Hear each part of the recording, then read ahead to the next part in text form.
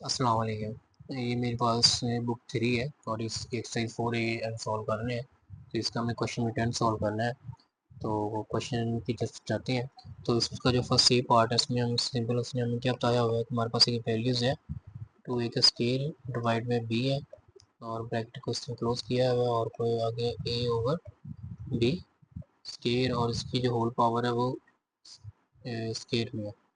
अच्छा जी, तो इसको सिंपली हम कर लेते हैं, ब्रैकेट को ख़त्म करते हैं। हमारे पास क्या आ जाएगा, टू ए स्केयर आ जाएगा ओवर क्या आ जाएगा, बी आ जाएगा। अब इस स्केयर का मतलब है हमने इसको भी 2 टाइम मल्टीप्लाई करना है और इस नंबर को भी 2 टाइम मल्टीप्लाई करना है। ये सिंपल ए स्केयर आ जाएगा और ये वाली जो वैल्यूज़ है इसको बी 2 को 2 से मल्टीप्लाई करेंगे तो क्या आ जाएगा, बी की पावर ये 4 हो जाएगी। ठीक है, तो अब इनको सिंप्लीफाई करते हैं आगे।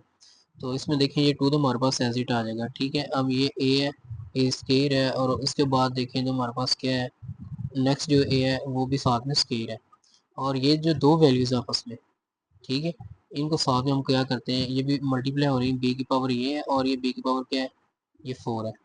इनको सिंप्लीफाई करते हैं आगे। तो हमारे पास क्या हो जाएगा, 2 कॉन्स्टेंट वैल्यू एज इट आ जाएगी। अब ये देखें ये दोनों जो वैल्यूज़ हैं ये वाली, ये हमारे पास क्या हो रही है, ये सिंपल मल्टीप्लाई हो रही है तो इनकी पावर्स क्या हो जाएंगी, एड अप हो जाएंगे। ठीक है, और नीचे वाली वैल्यूज़ है, अब इस बी का इधर 1 है, जिसकी वैल्यूज़ नहीं पावर लगी होती इसका पावर 1 होती है। तो ये 1 है और ये क्या है 4 है, तो इसको भी इनकी पावर्स भी ऐड कर देते हैं, बी है तो ये 1 + 4 हो जाएगा। तो हमारे पास इसका जो रिक्वायर्ड आंसर वो क्या आएगा, ये 2 एज इट आ जाएगा, ए की पावर क्या है ये 4 आ जाएगा हमारे पास और नीचे जो बी है बी की पावर क्या आ जाएगी, 5 आ जाएगी। तो हमारा ये इस पार्ट का ये रिक्वायर्ड आंसर है। चलो जी, अब नेक्स्ट पार्ट की तरफ मूव करते हैं। नेक्स्ट पार्ट हमारे पास बी पार्ट है। अब उसमें उसने हमें क्या बताया हुआ है बी पार्ट में, वो कह रहा है सी ओवर हमारे पास क्या है, ये डी स्केयर है। तो इसका हम क्यूब ले लेंगे और मल्टीप्लाई करके एज इट ये होगा सी क्यूब आ जाएगा हमारे पास और नीचे डिवाइड पे ये 2d और इनकी पावर क्या है क्यूब है। अच्छा, इसमें हमने सिंप्लीफाई करना सबको, ईच ऑफ द फॉलोइंग हमने सारे जितने भी इसके पार्ट्स हैं तो इसको सिंप्लीफाई करते हैं, जिसमें सिंपल क्या होगा हमारे पास। अच्छा, ये ब्रैकेट के अंदर जो ये दोनों वैल्यूज़ हैं, ठीक है, इनके होल पावर क्यूब है मतलब 3 टाइम्स सब मतलब क्यूब लेना है सबका और इसका भी सेम इन दोनों वैल्यूज़ का मतलब जो फ्रैक्शन में इनका हमने क्यूब लेना है।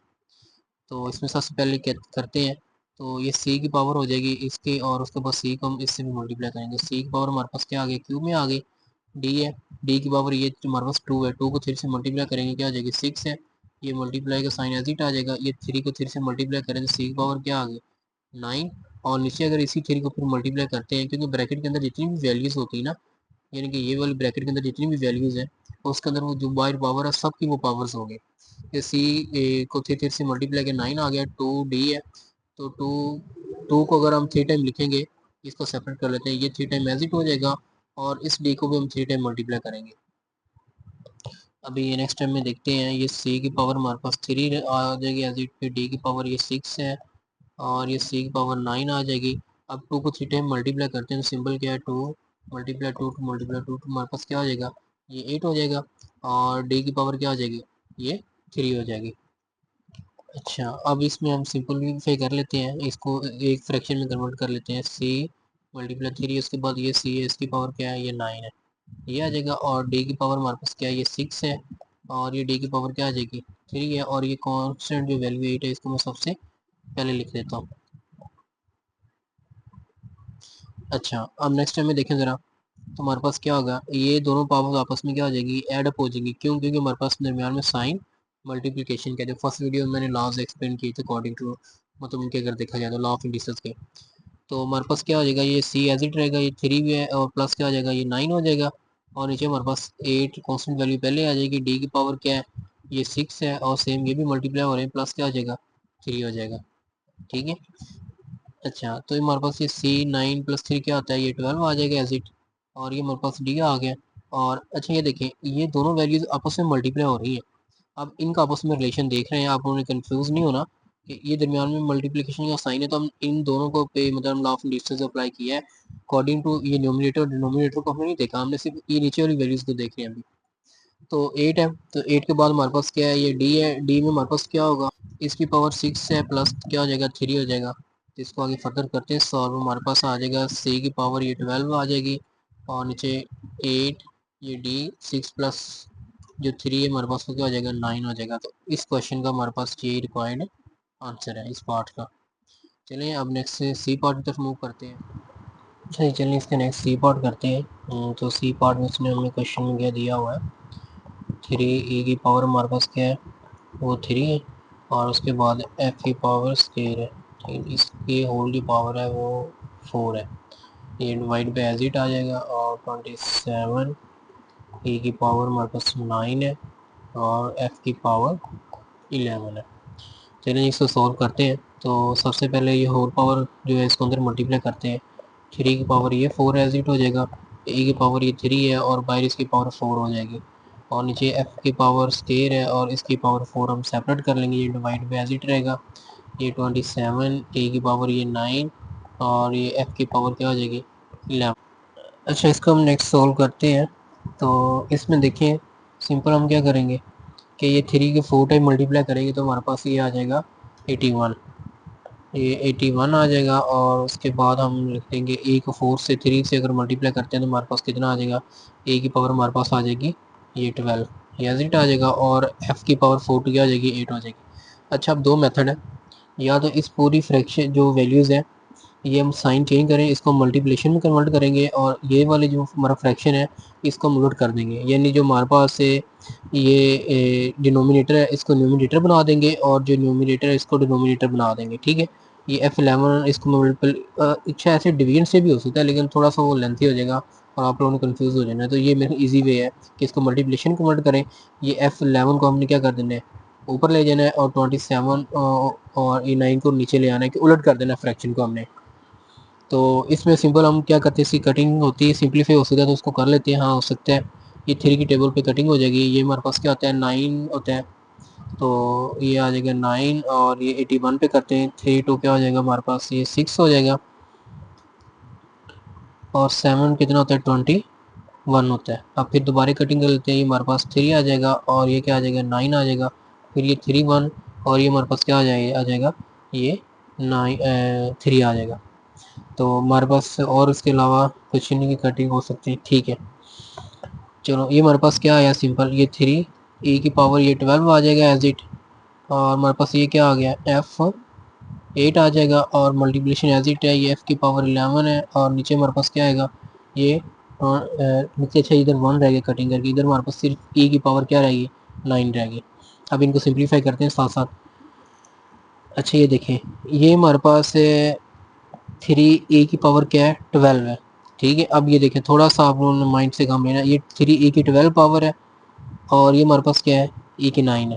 तो इनको हम कंबाइन करके भी लिख सकते हैं, यानी ये कंप्लीट फ्रैक्शन हम इनको इकट्ठे कर देते हैं तो आप लोगों के लिए इजी हो जाएगा। और एफ़ की पावर क्या है ये 11 है और नीचे डिवाइड पे क्या आ जाएगा एफ़ की पावर ये 8 है और ई की पावर क्या हो जाएगी 9 हो जाएगी। अब एक फ्रैक्शन में कन्वर्ट हो गया, इसको थोड़ा सा और रीअरेंज करते हैं। 3 ए की पावर ये 12 है, ये एफ़ की पावर हमारे पास 11 आ जाएगी और ये ए के नीचे इसकी ए की पावर मैं 9 लिख रहा हूँ, कोई मल्टीप्लिकेशन में कोई डिफरेंस नहीं होता कि आप इसको आगे पीछे जैसे मर्जी लिख सकते हैं। और F11 है तो और इस F11 को मैं इधर F8 के नीचे लिख देता हूँ, ठीक है। चले जी अब ये 3 ई मेरे पास क्या है ये 12 है। अब देखें ज़रा ये ई की पावर क्या है 12 है और ये ई की पावर क्या है 9 है, ये ऊपर जाके माइनस हो जाएगी क्योंकि इनकी बेस सेम है। हमने बेस को देखना है, जिनकी बेस सेम होती है उनकी पावर अगर नीचे से ऊपर लेके जा रहे हैं तो ये इंडिसल के अंदर हमने रूल पढ़ा है कि वो पावर माइनस हो जाती है। तो ये 12 माइनस मेरे पास हो जाएगा ये 9 हो जाएगा और उसके बाद एफ मेरे पास 11 है तो ये वाली पावर जो है ऊपर जाके क्या हो जाएगी ये 11 माइनस 8 हो जाएगी मेरे पास, ठीक है।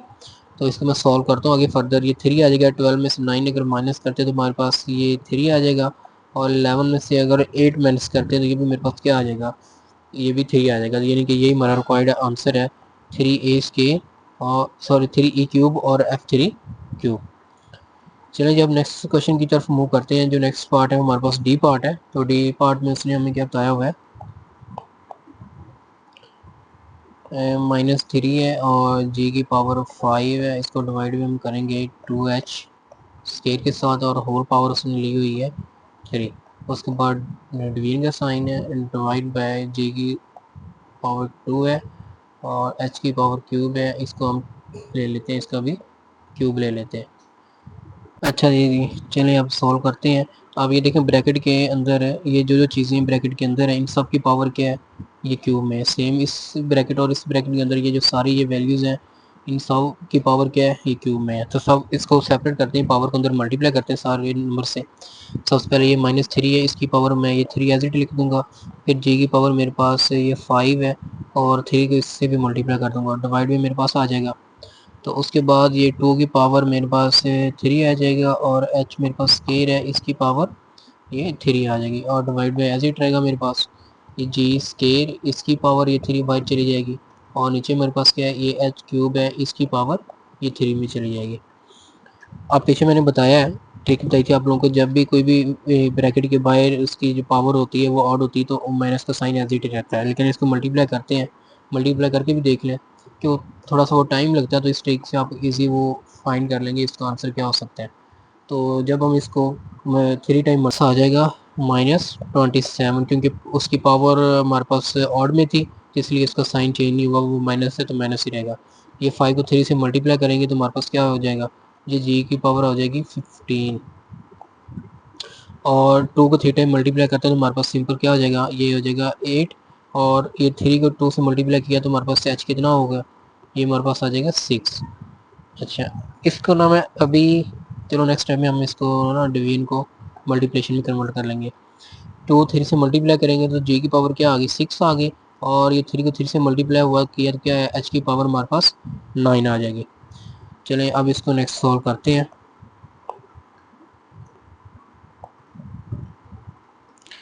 तो इसमें मेरे पास आ रहा है -27, ये एज इट आ जाएगा। जी की पावर ये 15 एज इट है और ये 8 और ये एच की पावर 6 आ जाएगी। अब इस डिवीजन को मैं मल्टीप्लिकेशन में कन्वर्ट कर रहा हूँ और इस पूरी फ्रैक्शन को मैं क्या कर रहा हूँ, मतलब डिनोमिनेटर को न्यूमरेटर बना दूंगा और जो न्यूमरेटर है उसको डिनोमिनेटर बना दूंगा, उलट देना, यानी कि फ्रैक्शन में जो वैल्यूज होंगी। अब ये इधर डिनोमिनेटर है, ये ऊपर जाके क्या हो जाएगा, ये एच की पावर हमारे पास हो जाएगी 9 और नीचे जो है वो जी की पावर क्या हो जाएगी, ये मेरे पास 6 हो जाएगी। ठीक है, अच्छा नेक्स्ट इसको हम सॉल्व करते हैं। ये -27/8 एज इट मेरे पास रहेगा और ये जी की पावर मेरे पास क्या है, ये 15 है और एच की पावर क्या हो जाएगी, 9 हो जाएगी और नीचे मेरे पास डिनोमिनेटर में एच की पावर 6 है और जे की पावर ये क्या हो जाएगी, ये भी 6 हो जाएगी। ठीक है, तो ये -27/8 एज इट रहेगा और इसमें अब देखें ये जी की पावर मेरे पास क्या है, 15 है। अब ये वाली जो पावर नीचे डिनोमिनेटर में ऊपर जाके हो जाएगी, उसके में से माइनस हो जाएगी। सॉरी, ये एच की पावर नहीं होगी, ये जी की पावर होगी, क्योंकि जिनकी बेस सेम होती है। तो जी की पावर ये मेरे पास 15 है तो इसको मैं माइनस क्या कर दूंगा, 6 कर दूंगा। फिर उसके बाद मेरे पास एच है, एच की पावर क्या है, ये 9 है। अब इस एच की जो पावर है ये हम उधर लेके जाएंगे तो ये मेरे पास क्या हो जाएगा, एच की पावर ये 9, ये -6 एज इट आ जाएगा। इनको हम माइनस कर देते हैं तो ये मेरे पास आ जाएगा 27/8 आ रहा है और जी के अगर 15 में से हम 6 को माइनस करते हैं तो मेरे पास ये आ जाएगा 9 और जो एच आ रहा है उसके जो मेरे पास वैल्यूज़ आ रही है 9 में से अगर 6 को माइनस करते हैं तो वो हमारे पास क्या आ जाएगा, 8 आ जाएगा। तो हमारे पास ये रिक्वायर्ड आंसर है। अच्छा, इसको आप ऐसे भी लिख सकते हैं 27/8 और इसको ऐसे भी लिख सकते हैं -27 एज इट आ जाएगा। जी की पावर 9 है और एच की पावर 3 है और ये डिवाइडेबल क्या है 8 के साथ, यानी ये 8 सब के साथ डिवाइड हो रहा है, ये कंप्लीट फ्रैक्शन है। ठीक है, ये दोनों आंसर हमारे रिक्वायर्ड ठीक है। तो चलो जी, ये क्वेश्चन भी हमारा ख़त्म हो गया।